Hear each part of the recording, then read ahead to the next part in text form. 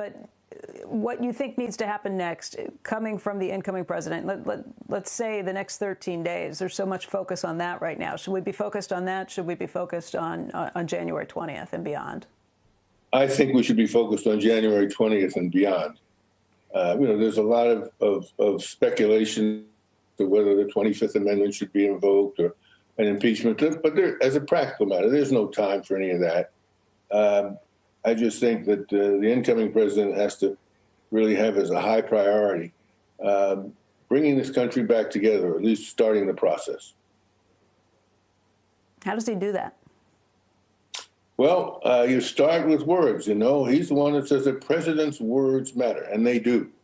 And I think, speaking to all of the country, including those people who happen to think Donald Trump should still be president, speaking to everybody and assuring people that he is going to be the president of all of us, and that he's got some plans to bring in those folks who felt or who feel like they've been abandoned or overlooked or ignored. I think that's going to be an important part of his program.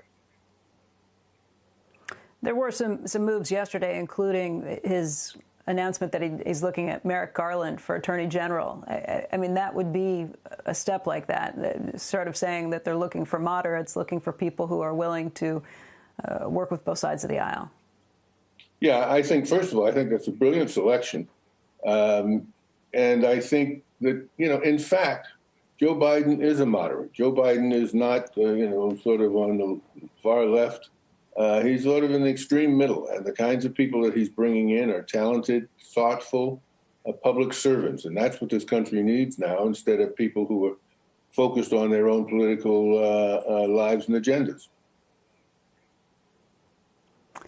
Dick, part of it is trying to end some of the divisiveness in this country and look for unity. But the other very immediate issue is trying to deal with this pandemic, because while we didn't talk about it much yesterday, we did see the highest death toll in the nation yesterday as a result of COVID. So that's what so much is hinging on, getting that under control, getting the vaccines rolled out appropriately, and making sure that our economy can recover from the massive hit that it's taken. There seems like a lot of jobs that need to be job one. Yeah, well, I think on the COVID front, I mean, what we're seeing is what all the public health officials and doctors have predicted, a huge spike after the holidays. And I think that if they are correct, things should start to abate around the middle of this month.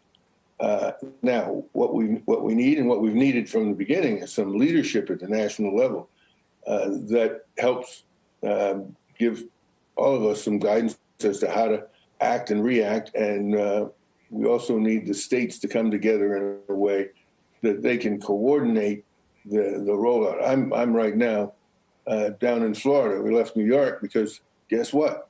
I can come down here and I can schedule a vaccination in a matter of days.